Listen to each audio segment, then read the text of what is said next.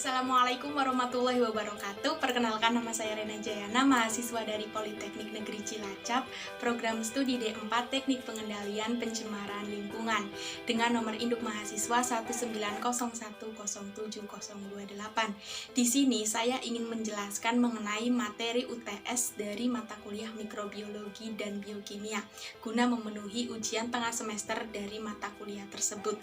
Berikut ini akan dipaparkan mengenai materi UTS mikrobiologi dan biokimia. Seperti yang terlihat di samping saya, terlihat bahwa terdapat 3 bab dalam materi mikrobiologi dan biokimia, di mana yang pertama membahas mengenai sejarah mikrobiologi, bab kedua membahas mengenai virus, dan bab yang ketiga membahas mengenai dasar-dasar mikrobiologi. Di dalam materi sejarah mikrobiologi terdapat 7 materi. Yang pertama ada pengertian mikrobiologi, yang kedua ada sejarah mikrobiologi, yang ketiga ada era mikrobiologi umum, yang keempat ada era mikrobiologi modern, yang kelima ada faktor resistensi mikroorganisme terhadap zat antimikroorganisme, yang keenam ada istilah antimikroorganisme, dan yang terakhir ada mekanisme kerja zat antimikroorganisme. Selanjutnya akan dibahas mengenai pengertian dari mikrobiologi, bahwa mikrobiologi adalah sebuah cabang dari ilmu biologi yang mempelajari mikroorganisme. Objek kajiannya biasanya adalah semua makhluk hidup yang perlu dilihat dengan mikroskop, khususnya bakteri, fungi, alga mikroskopik, protozoa, dan archaea. Virus sering juga dimasukkan walaupun sebenarnya tidak sepenuhnya dapat dianggap sebagai makhluk hidup. Virus dianggap benda mati karena ia dapat dikristalkan, sedangkan virus dikatakan benda hidup karena virus dapat memperbanyak diri atau replikasi dalam tubuh inang. Virus dapat dikristalkan karena virus makhluk aseluler tidak memiliki sel, sehingga tidak ada yang namanya proses metabolisme maupun proses yang lainnya, kecuali reproduksi. Makhluk hidup tidak dapat dikristalkan karena memiliki sel yang terus melakukan proses metabolisme dan proses-proses yang lain. Apabila makhluk hidup dikristalkan, maka selnya akan mati. Jika selnya mati, maka jaringan tidak akan berfungsi hingga ke tingkat selanjutnya dan makhluk hidup tersebut akan mati. Para ahli biologi terus mengungkap hakikat virus ini sehingga akhirnya partikel tersebut dikelompokkan sebagai makhluk hidup dalam dunia tersendiri, yaitu virus. Virus merupakan organisme non-seluler karena ia tidak memiliki kelengkapan seperti sitoplasma, organel sel, dan tidak bisa membelah diri sendiri. Sekarang akan dibahas mengenai sejarah mikrobiologi, di mana mikrobiologi dimulai sejak ditemukannya mikroskop dan menjadi bidang yang sangat penting dalam biologi setelah Louis Pasteur dapat menjelaskan proses fermentasi anggur atau wine dan membuat vaksin rabies. Perkembangan biologi yang pesat pada abad ke-19 terutama dialami pada bidang ini dan memberikan landasan bagi terbukanya bidang penting lain seperti biokimia.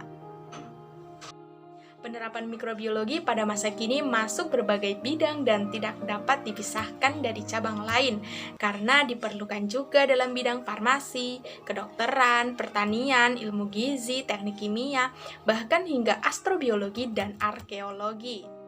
Sekarang akan dibahas mengenai era mikrobiologi umum, di mana era mikrobiologi umum ini merujuk pada aspek mikrobiologi non-medis.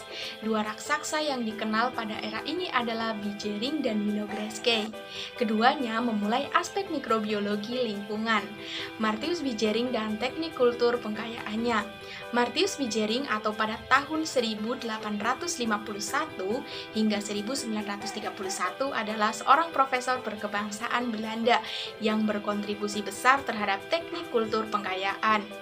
Pada teknik ini, mikroorganisme diisolasi dari alami dan ditumbuhkan di laboratorium dengan memanipulasi nutrisi dan kondisi inkubasinya.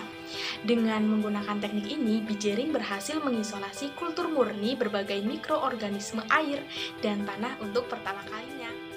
Yang kedua adalah mengenai Sergei Winogradsky dan konsep kemolitotrofinya, di mana pekerjaan Sergei pada tahun 1856 hingga 1953 yang berasal dari Rusia mirip dengan yang dilakukan oleh Vigering, tetapi dia mendalami bakteri yang terlibat dalam siklus nitrogen dan siklus sulfur. Konsep kemolitotrofi yang dicetuskannya berkaitan dengan adanya hubungan antara oksidasi senyawa anorganik dengan konservasi energi. Dengan menggunakan teknik pengkayaan, Winogradsky berhasil mengisolasi bakteri pengikat nitrogen yang bersifat anaerob dan sebagai cikal bakal konsep fiksasi nitrogen. Selanjutnya akan dibahas mengenai mikrobiologi modern di mana memasuki abad ke-20 mulai berkembang dua cabang mikrobiologi yang masih saling berhubungan, yaitu mikrobiologi dasar atau basic dan mikrobiologi teraplikasi. Mikrobiologi dasar mengacu pada penemuan-penemuan baru di bidang ini, sedangkan mikrobiologi teraplikasi mengacu pada aspek pemecahan masalah atau problem solving yang berhubungan dengan bidang ini. Sejak ditemukannya konsep tentang DNA, maka bidang mikrobiologi pun memasuki era molekuler. Keberhasilan sequencing DNA berhasil mengungkap hubungan filogenetik atau evolusi di antara berbagai jenis bakteri. Selanjutnya adalah faktor-faktor yang mempengaruhi resistensi mikroorganisme terhadap zat-zat antimikroorganisme, di mana unsur-unsur fisiknya meliputi panas, penyinaran oleh sinar UV, dan pendinginan pada suhu yang standar. Yang kedua adalah unsur-unsur kimia yang meliputi alkohol, ion logam berat, deterjen, oksidator atau pengoksidasi yang merupakan zat yang mengoksidasi zat lain dalam suatu reaksi redoks. Selanjutnya adalah istilah yang dipakai pada antimikroorganisme.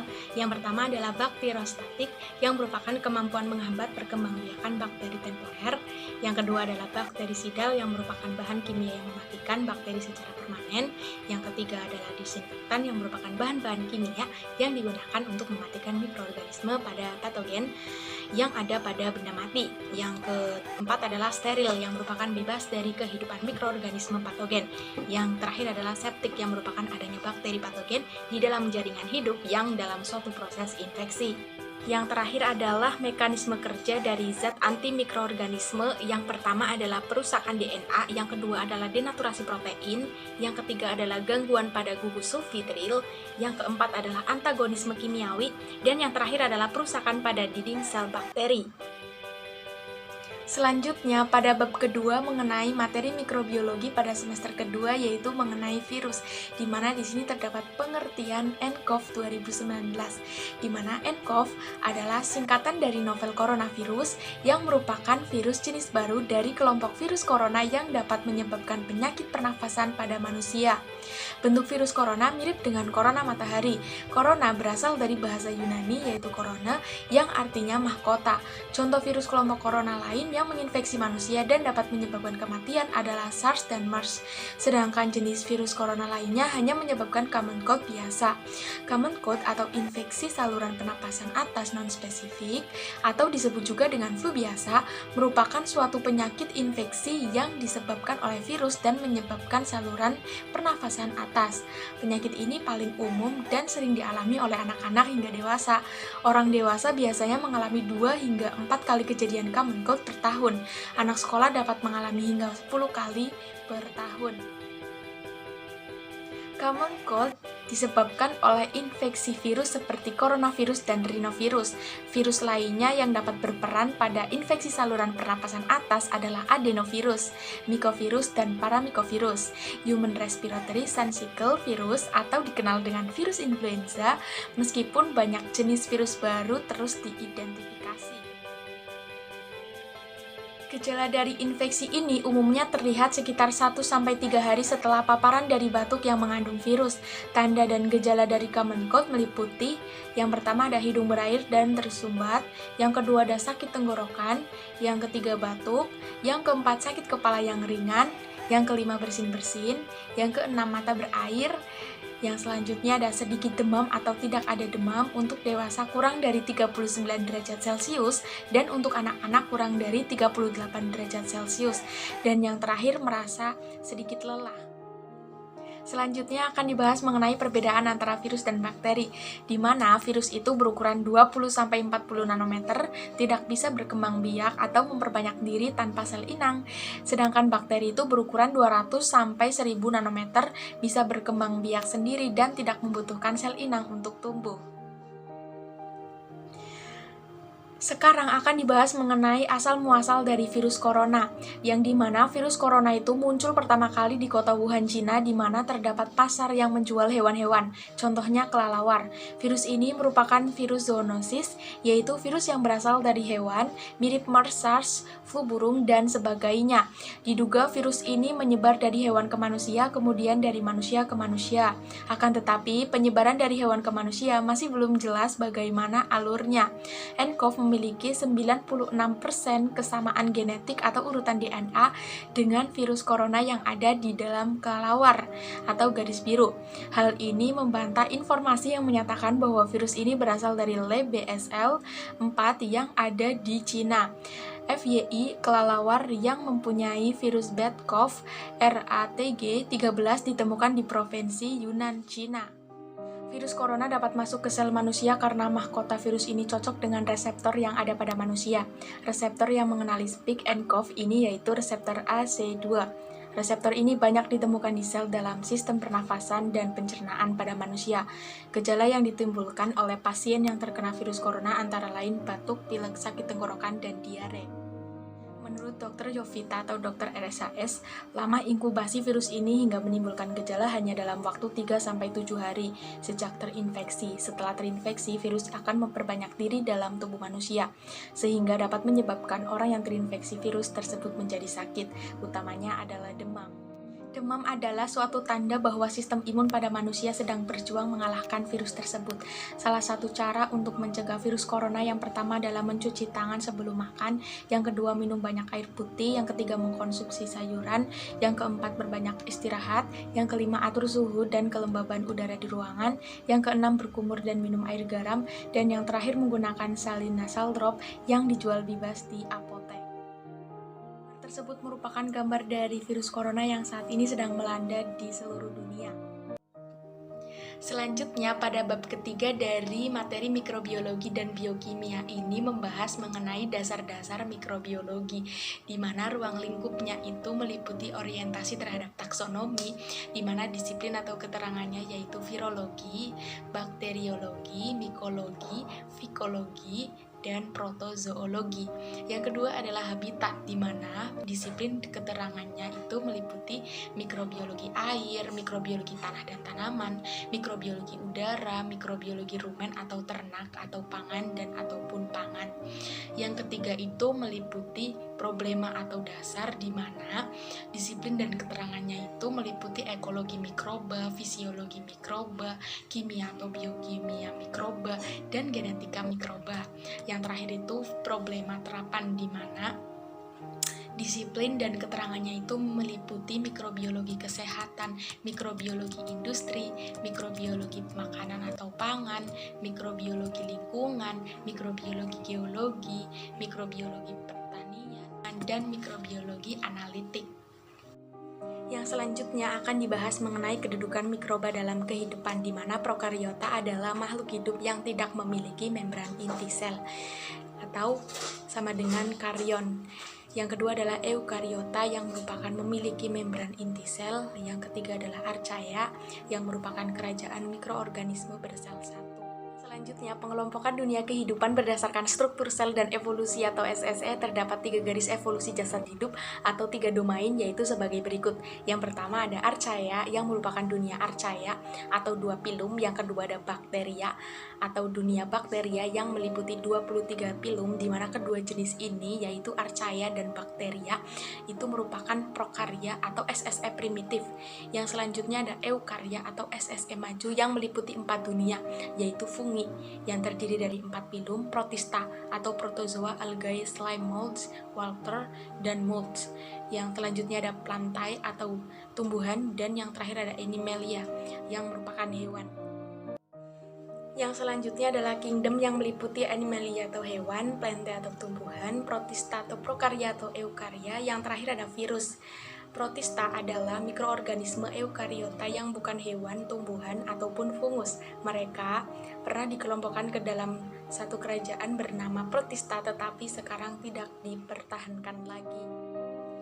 Gambar tersebut merupakan gambar dari sel eukariot di mana strukturnya meliputi membran sel, sitoplasma, nukleus, retikulum endoplasma, ribosom, badan Golgi, lisosom, badan mikro, mitokondria, dan sentriol.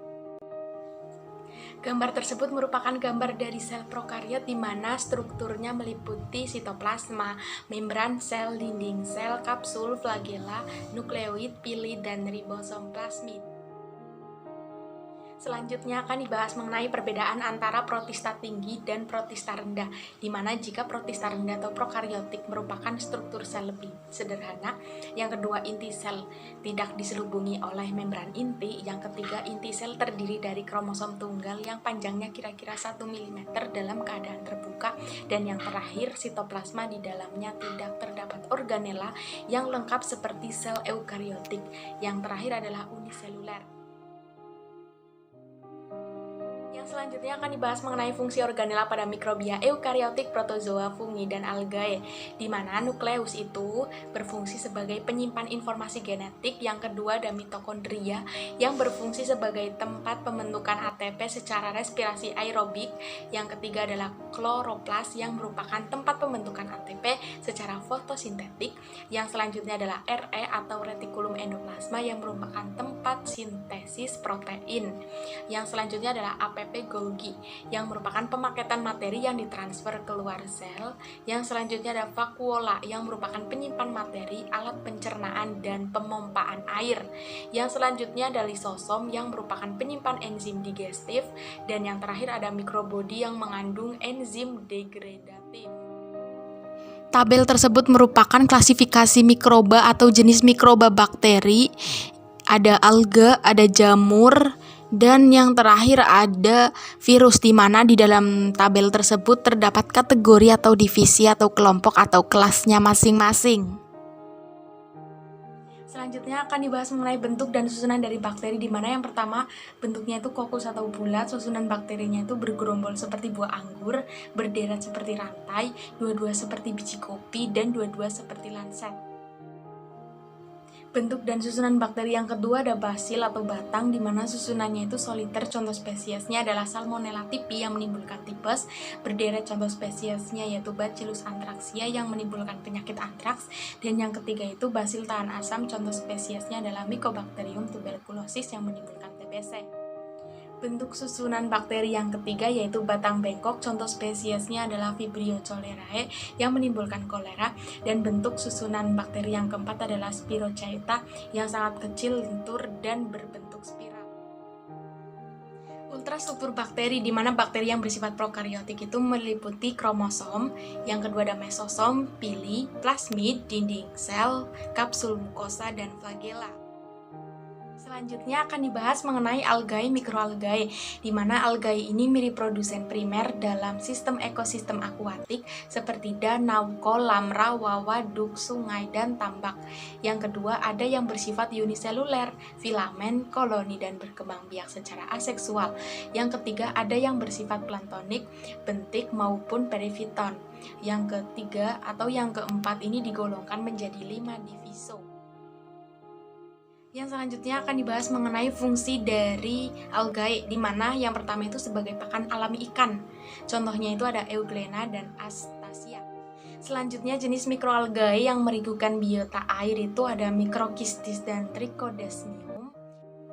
Selanjutnya adalah fungsi dari algae sebagai bioindikator pencemaran perairan. Lihat tabel di samping ini.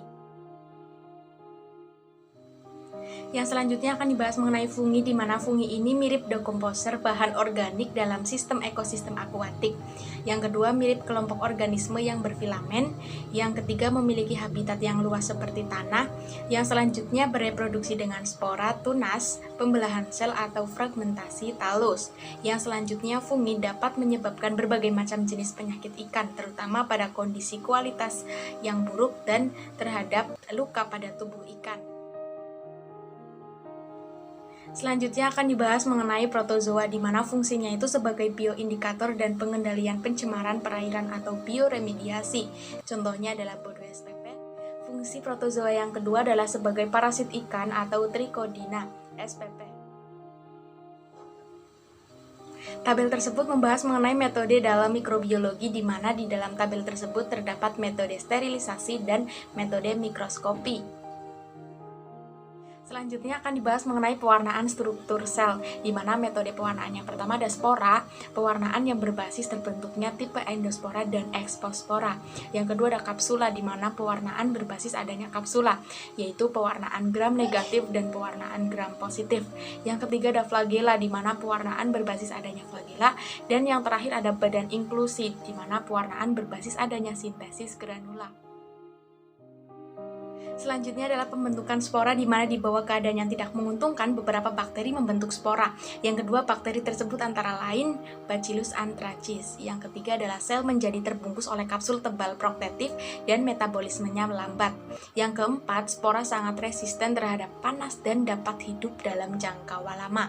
Yang terakhir ada dalam keadaan menguntungkan, spora mengalami germinasi dan membebaskan bakteri. Gambar di samping merupakan bakteri dari gram positif dan bakteri gram negatif. Selanjutnya akan dibahas mengenai dinding bakteri gram negatif dan dinding bakteri gram positif, di mana dinding bakteri gram negatif itu 5-20% dari dinding selnya itu terdiri dari peptidoglikan. Yang kedua, lapisan lainnya terdiri dari protein, lipopolisakarida atau LPS, lipoprotein. Yang kedua, mengenai dinding bakteri gram positif itu mempunyai sitoplasma lipid membran, lapisan peptidoglikannya itu tebal. Yang ketiga itu beberapa spesies memiliki flagellum. Yang selanjutnya itu beberapa spesies memiliki kapsul polisakarida, tidak memiliki kepekaan dengan streptomycin.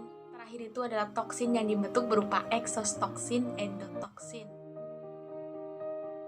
Selanjutnya akan dibahas mengenai pewarnaan gram, di mana langkah yang pertama yaitu smear digenangi dengan gram A atau kristal violet selama 4 menit, kemudian cat dibuang.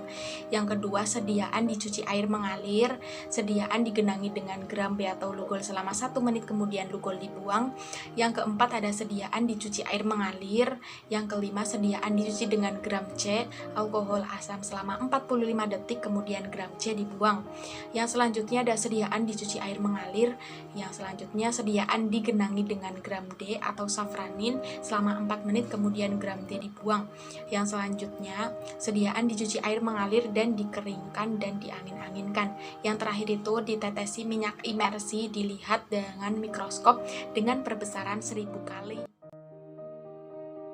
Tabel tersebut merupakan bakteri gram positif dan gram negatif. Selanjutnya adalah reaksi pewarnaan gram, di mana dalam keadaan alami bakteri tidak berwarna. Reaksi pewarnaan gram dilakukan sebagai langkah pertama dalam mengidentifikasi di dalam laboratorium. Selain itu, dengan diketahuinya sifat dinding sel bakteri berdasarkan pewarnaan gram dapat untuk menentukan jenis antibiotik untuk pengobatan. Yang kedua itu, bakteri gram positif itu berwarna violet, sedangkan bakteri gram negatif itu berwarna pink. Gambar tersebut merupakan gram staining prosedur. Sedangkan gambar di samping merupakan gram positif dan gram negatif. Selanjutnya akan dibahas mengenai medium biakan, di mana medium biakan ada dua. Yang pertama ada media hidup khusus untuk virus dan media mati. Yang selain virus itu ada media cair, media padat atau cair atau agar, dan media setengah padat. Selanjutnya akan dibahas mengenai pertumbuhan dan perkembangbiakan mikroorganisme, di mana pengertian pertumbuhan adalah pertambahan secara teratur semua komponen di dalam sel hidup. Sedangkan faktor-faktor yang mempengaruhi pertumbuhan mikroorganisme itu ada tersedianya nutrien, tersedianya air, suhu, dan pH. Faktor yang mempengaruhi pertumbuhan mikroorganisme yang terakhir adalah tersedianya oksigen. Gambar tersebut merupakan proses sel membelah diri. Kurva di samping saya adalah kurva pertumbuhan bakteri, di mana sel bakteri ditumbuhkan pada suatu media kemudian diinkubasi pada kondisi optimum untuk pertumbuhannya. Yang kedua, pertumbuhan mikrobia di dalam kultur mempunyai kurva dalam bentuk genta. Yang ketiga, sumbu X sebagai waktu inkubasi dan sumbu Y sebagai jumlah sel.